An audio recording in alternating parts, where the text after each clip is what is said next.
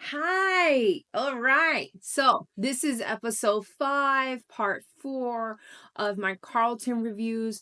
Do not come for me. I am freezing. Okay? I'm freezing. I am hoping that sometime in the next few months we can be in a warmer space. But in my defense, I am a chilly willy.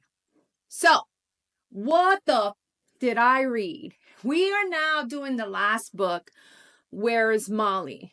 Now, this book isn't as fast and as hard hitting as Satan's Affair, Haunting Adeline, or Hunting Adeline. It's more of like a closure of what everyone else went through. Okay. I think that's probably one of the most gratifying things about this. Okay, ignore my cat. He's oh, thank you, Rocket. Thank you. It's that in this book we get closure. All right. I'm not gonna give it the 5 stars. So we're gonna go, there's I want to say 3 claw marks for the gore. We're gonna talk about a farm. Maybe 3 cringy, two cringy faces. Probably give it 3 just to be extra careful. And I'm gonna give it 4 stars. And I'm gonna give it 4 stars because, as I said, it's not bam bam bam bam like the first 3 books. Now she says this is it is strongly recommended to read Haunting Adeline and Hunting Adeline before reading Where's Molly. Why? Because when Addie is in that sex trafficking house, she finds the diary of Molly. Molly was a girl that was in there before Adeline was in there. Okay? And let's go ahead and read the synopsis. Molly Devereaux has been missing for more than 2 weeks, and police are still searching for the girl who seemed to vanish out of thin air. The world still wants to know, where's Molly? In my dreams, I never escaped the Oregon woods. Life after death isn't easy to accept, especially when I still feel like a ghost.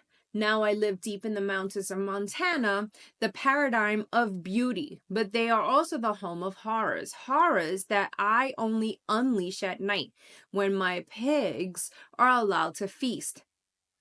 Okay, let's talk. Let's chat. So Molly escaped this house, right? And I'm not going to tell you who was running it or whatever, but she was one of the few who has escaped. She goes to someone and she asks him to make her disappear. He makes her disappear and then she comes back. She comes back to help other people. And how she helps them is by making these bad guys disappear on her pig farm. If you've seen any of the Hannibal Lecter movies, there is a pig farm involved. That is all I'm going to say. Okay? There is a pig farm involved. But and she runs back into this man that helped her disappear. And they were together for just one night. And she told herself that she did all those nasty, dirty things with him because she wanted to take her power back. And where thankfully, I've never experienced anything like what these women are experiencing in the Carlton books. I can kind of understand what it means to take your power back after I've been through some very harrowing relationships. Okay. And I've never used sex as a way to get my power back, but I've definitely become someone who is fiercely independent and almost to the point where I'm driving other people out of my life. So I can understand that point. And then she goes to him. So they reconnect, right? And he says something along the lines of, now again, this man it is right along the same lines as Z. So he's a dark, morally gray character whose actions are questionable. All right, I'm gonna put that there. Because staring into her eyes is the only thing I needed to convince myself she's everything I'll ever want for as long as oxygen invades my lungs. I knew it deep in my bones the day I met her. Even back then, my soul immediately recognized her as its other half. What? The That was beautiful. That was beautiful. You know, there are people out there who are lucky enough to feel this the way I feel about my husband, but we're not articulate enough to voice that. Not articulate enough to voice that. And I think Carlton did that very well in this with this quote. And like I said, this one was going to be a short one because we're literally just following Molly through her healing process with this man. And we learn about her backstory and about her parents, more specifically her father. Okay, what he does to her is just absolutely reprehensible. Did I use that word correctly? I think.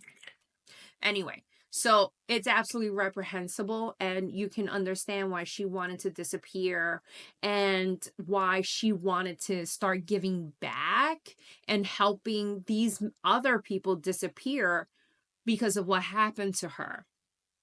And she has this quote in the book that I feel like might describe how a lot of people out there are feeling. I'm not even sure why I'm crying anymore, because of what could have happened or because I have to start over once again.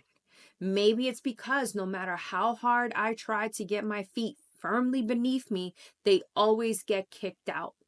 I can't take this anymore. I don't want to die, but I don't want to exist. And I wish with every ounce of my soul that I was never born, that I had never been brought into a world so cold, violent, and full of heartache. And the worst part is that even though I feel dead inside, I am painfully aware of how alive I am. I dread every night when I fall asleep because I know I have to wake up again and do this life for another day. When I first heard this, because again, it was an audiobook, I'm not kidding. I had to pause and I had to take a moment to digest that. And then I rewound and listened to it 2 more times.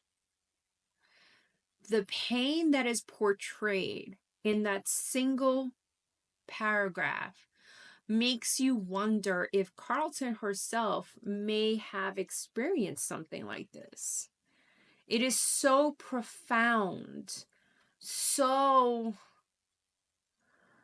detailed about this internal pain that Molly is feeling and experiencing that I have to wonder, Carlton, did you or do you feel like this? And if so, God, how strong are you to keep going? How strong is anyone to keep going after feeling like this? You know? So that concludes my little mini series of the H.D. Carlton book within What the Did I Read? We're going to continue on with authors like Eric Ashmore for Tatters. There might be a little bit of a Joe Hill's book in there as well, though he doesn't really come with too much trigger warnings. And there was a book that I read that was very fast that caught me just completely off guard called Madhouse. All right. Oh, and my sister-in-law recommended this series that I absolutely devoured called the Mind series. Oh my God. Oh my God.